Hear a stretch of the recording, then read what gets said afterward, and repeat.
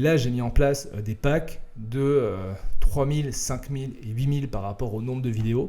Salut à tous, j'espère que vous allez bien, ça me fait très plaisir de vous retrouver pour cette nouvelle vidéo. Alors les amis, comme vous savez, ça fait quasiment 3 ans, voilà, 3 ans que j'ai créé ma chaîne YouTube, 3 ans que je crée du contenu très régulièrement et 3 ans aussi que j'ai eu beaucoup d'opportunités. Et c'est vrai qu'en fait, la particularité, on va dire, de ce que je fais par rapport à d'autres youtubeurs, c'est qu'en fait, moi, je ne suis pas la logique naturelle de YouTube qui consiste à faire du contenu hyper mainstream, très grand public pour avoir le maximum d'abonnés. Mais mon positionnement, et pour le coup, c'est celui que j'ai depuis le début, en fait, ça consiste à privilégier une toute petite cible qui est les avocats et les directeurs juridiques et une niche qui est très précise, qui est la legal tech, l'innovation légale, etc. Et de ce fait, on peut dire que j'ai une approche qui est beaucoup plus qualitative que quantitative.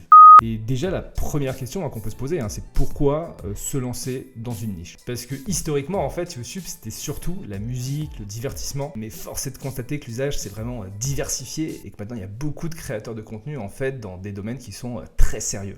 Et je dirais que l'avantage premier de commencer à faire du contenu dans une niche, c'est que vous n'êtes pas en concurrence avec tous les influenceurs qui font du contenu grand public. Et du coup, vous allez réussir assez rapidement, en fait, à être perçu comme l'expert et le patron, on va dire, dans votre secteur d'activité. C'est-à-dire qu'au tout départ, en fait, quand j'ai lancé ma chaîne YouTube, l'objectif premier, c'était de me crédibiliser comme un expert dans mon secteur d'activité, qui était le conseil en transformation digitale et en legal tech. Et ce qui est fou, en fait, c'est que du jour où j'ai commencé à lancer mon média, là, j'ai été contacté par pas mal de clients, par des écoles pour intervenir, pour faire aussi des conférences à droite à gauche.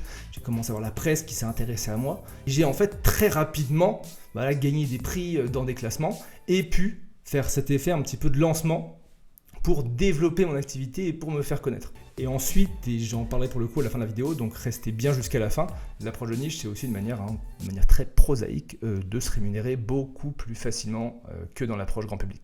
Et ensuite, mes amis, une fois que vous avez pris votre décision de vous lancer, et bien tout simplement, comment faire? Déjà concrètement, quand vous allez créer votre chaîne YouTube, c'est hyper important de se poser une question. À qui je veux parler? Et quelle communauté je veux structurer? C'est-à-dire que voilà, faut pas dire simplement je veux faire une chaîne YouTube sur le droit, sur la finance, sur la RH. Dites plutôt je veux faire une chaîne YouTube pour les directeurs juridiques, pour les DRH, pour les ingénieurs ou que sais-je. Identifier en fait précisément la communauté que vous voulez structurer. Parce qu'en fait, en l'identifiant, c'est là que vous trouverez les mots pour réussir à leur parler. Et vraiment, essayez de marketer votre chaîne par rapport à la communauté que vous cherchez à draguer. Mettez le nom de votre cible dans vos titres, dans votre description, voire dans votre bannière.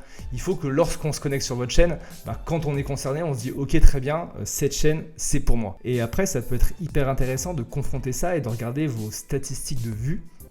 Moi, par exemple, je vois que je suis vachement suivi par les avocats et les juristes entre 25 et 45 ans. Et je ne sais pas si vous avez remarqué, mais quand je sors des formations, elles sont tout le temps adressées aux avocats et aux juristes de 25 et de 45 ans parce que je sais que c'est une communauté que je pourrais avoir rapidement et que je pourrais convertir aussi assez facilement avec du contenu qui est hyper adapté et hyper ciblé à leurs besoins. Et ensuite, une fois que vous avez vraiment ciblé qui vous voulez parler, c'est important de définir votre ligne éditoriale. C'est-à-dire que même si vous êtes un média incarné, comme moi par exemple, vous êtes un média. Et donc c'est important de bien identifier les thématiques que vous voulez traiter, les formats que vous voulez faire. Est-ce que c'est plus du face caméra? Est-ce que c'est plus du motion design? Est-ce que c'est plus du vlog, du tuto ou autre chose? Quelles vont être les durées de vos vidéos et des différents formats? L'intonation aussi, c'est hyper important. Genre, est-ce que vous êtes plus en langage clair? Est-ce que vous adoptez un vocabulaire qui est un peu plus complexe? La récurrence que vous allez avoir et votre univers visuel. Et pour le coup, moi, du coup, je me suis rapproché des formats des youtubeurs gaming, jeux vidéo. Parce qu'en fait, quand je me suis lancé, mon format originel de base, c'était le test de solutions legal tech. Bon, concrètement, il n'y a personne qui fait du test de solutions legal tech sur YouTube, à part moi, en France, à l'étranger. Mais par contre, qui est-ce qui teste des solutions digitales? On va dire les youtubeurs jeux vidéo. Ils testent un jeu vidéo et donnent leur avis au public. Et donc du coup, moi, je me suis vachement inspiré des codes du gaming dans mes vidéos, que ce soit sur le rythme, que ce soit sur le décor, les lumières, la façon de couper, de présenter. Parce que du coup, je me suis dit qu'en fait, mes viewers peuvent se rapprocher de quelque chose qu'ils connaissent et se dire « Ok, très bien, on est dans cet univers ». Et pareil, en termes d'intonation, moi, je me suis dit que j'allais faire un truc qui était plutôt détente. C'est-à-dire faire un contenu qui est sérieux sans me prendre au sérieux. Parce que je me suis dit que je parle de start-up, c'est un sujet cool. En plus, je suis avocat, donc ça te fait un boulard déjà de base, des a priori qui sont surdimensionnés. C'est pas d'une évidence royale. Et bien si j'essayais de parler de manière accessible, pédagogique, sans ostentation, sans dorure au plafond, sans code du travail qui traîne, de sujets qui sont intéressants et sérieux. Ensuite, petit laïus sur les moyens matériels. Parce que c'est vrai que généralement, quand on lance sa chaîne YouTube dans une niche, généralement on est un professionnel, généralement on travaille et donc généralement on a du pognon. Donc on peut très intuitivement, instinctivement se dire je vais déléguer la production et la post-prod de la vidéo. Pourquoi pas, hein. Moi, c'est vrai que j'ai tendance à privilégier dans un premier temps une approche homemade et ensuite déléguer. Et c'est ce que j'ai fait pour le montage de certaines de mes vidéos. Toutes les vidéos de Test de Legal Tech, je délègue. Parce qu'en fait, commencer par le faire vous-même, c'est un moyen de comprendre quel est véritablement son format, qu'est-ce qui nous plaît, aussi combien de temps ça nous prend. C'est-à-dire que comme ça, on sera beaucoup plus à même de surveiller l'exécution du montage, par exemple, des vidéos par un prestataire, si nous-mêmes on a une petite estimation de comment ça marche. Et surtout, ça vous rend libre. C'est-à-dire que si demain votre monteur se barre, vous avez quand même 2-3 bases et vous êtes capable de manière indépendante de faire des retouches ou de monter des vidéos. Après, moi, niveau matos, j'utilise une petite Sony ZV-1 en caméra. Voilà, c'est une petite caméra vlog assez polyvalente à 1000 €, donc c'est pas excessif. J'ai un micro de chez Audio Technica qui est plutôt cool. Et puis je monte sur Adobe Premiere Pro. Voilà. Et puis j'ai aussi un petit ring light pour la lumière. Mais pour le coup, sans aller dans un vrai setup comme ça qui peut être assez cher, vous pouvez clairement commencer avec beaucoup moins de moyens. C'est-à-dire qu'avec un iPhone, une petite ring light, un micro-cravate ou un micro directionnel et même des logiciels gratuits de montage, vous pouvez commencer à créer du contenu. Alors évidemment, ça va pas être parfait.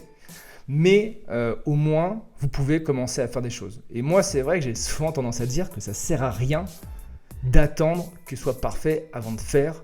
On peut aujourd'hui faire des choses qui sont très qualitatives avec des moyens limités. Et si ça marche, si ça vous plaît, là vous pourrez investir dans du matériel de plus grande qualité. Ensuite, évidemment, faire un bon contenu c'est bien, mais que le contenu soit vu c'est toujours mieux. Donc c'est important, même dans la niche, de travailler sur un vrai univers visuel de votre chaîne, donc une bonne miniature et un bon titre. Après moi, pour faire les titres, je ne sais pas si ce que je fais est parfait, mais j'utilise beaucoup les biais cognitifs. C'est-à-dire, par exemple, le biais de négativité. C'est-à-dire qu'un titre qui sera orienté de manière négative, en fait, parlera beaucoup plus au public qu'un titre qui sera orienté de manière positive. Certains mots comme les comment, les how-to, tuto, toujours intéressant. Les top, c'est-à-dire par exemple les 5 clés pour créer son pack d'actionnaires, etc. Après mes amis, grande question, comment faire de la croissance dans une niche? Et je dirais que l'avantage d'être dans une niche, c'est que vous connaissez votre écosystème. C'est-à-dire qu'il y a des acteurs qui sont bien identifiés et vous faites rapidement le tour. Une des premières stratégies, ça peut être la stratégie de featuring, tout simplement, c'est-à-dire faire du contenu avec quelqu'un qui fait aussi du contenu sur YouTube et qui a la même cible que la vôtre. Ça peut être des acteurs qui font comme vous, des concurrents par exemple, ou ça peut être des acteurs qui ont des activités complémentaires. Par exemple, admettons que je suis avocat en droit social, je veux faire une chaîne YouTube pour parler aux employeurs, et peut-être que je vais aller faire une vidéo avec un expert comptable qui fait du contenu pour les employeurs, pour les PME sur sa chaîne. Et en fait, naturellement, il y a une partie de son audience qui va aller sur votre chaîne parce qu'il vous aura découvert en fait par le biais de ce tiers de confiance. Ensuite, deuxième possibilité, c'est les partenariats. C'est-à-dire que dans votre niche, généralement, il y a pas mal d'acteurs qui sont des groupes de presse, écrites en ligne, des associations, des syndicats, des divers groupements, des institutions qui ont du coup déjà une communauté, généralement c'est des adresses mail, qui correspond en fait très exactement à votre cible. Et donc du coup, allez faire des partenariats avec eux pour diffuser votre contenu. Pour le coup, moi, c'est ce que j'ai fait notamment avec Village de la Justice, c'est-à-dire qu'on a travaillé ensemble sur une newsletter qui s'appelle la newsletter du juriste augmenté. Et en fait, grâce à ça, Village de la Justice offrait un contenu premium à ses abonnés avec plein d'informations, donc il continue à fidéliser un petit peu son média.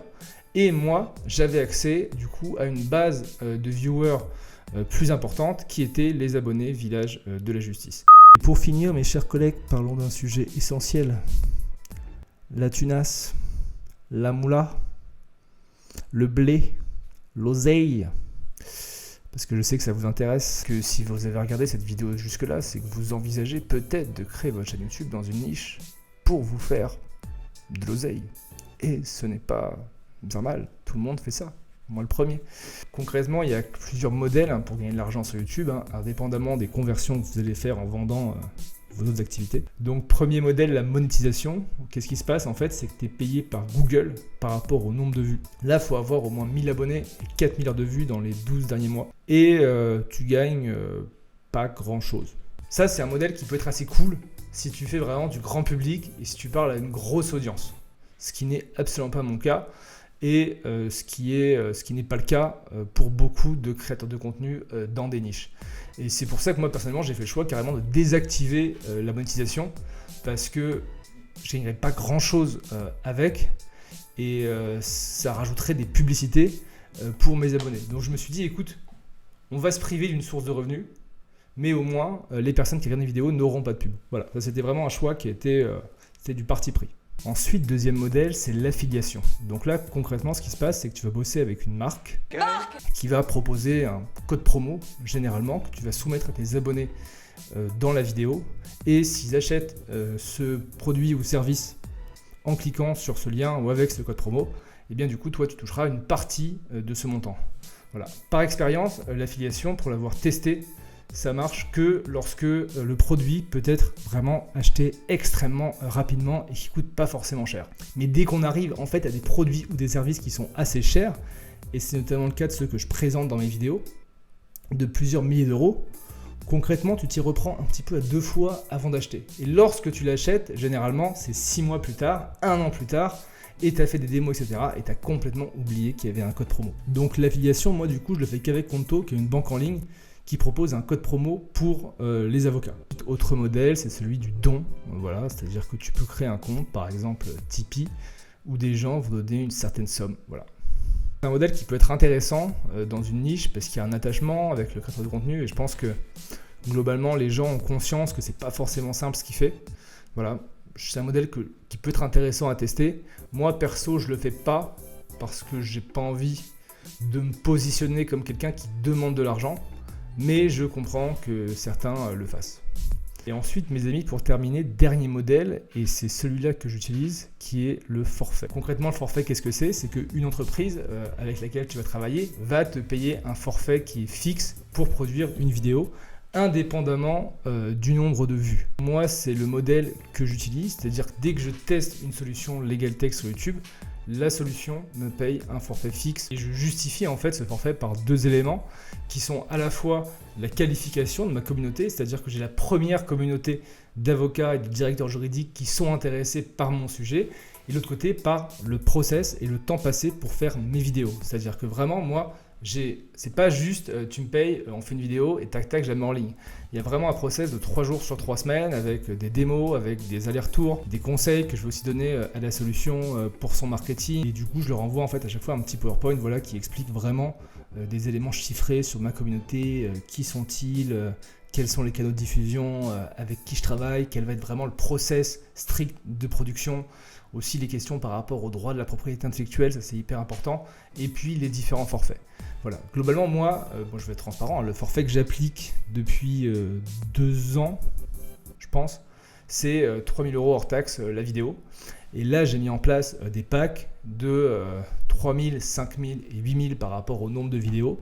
Et c'est un forfait qui est globalement tout le temps accepté. Donc je considère que, en vrai je pense que je pourrais faire un peu plus cher, mais pour moi à court terme c'est le juste prix. En tout cas voilà, j'espère que cette vidéo vous a plu. Si vous avez des questions, n'hésitez pas à les poser dans les commentaires. Et sur ce, je vous souhaite une très bonne journée.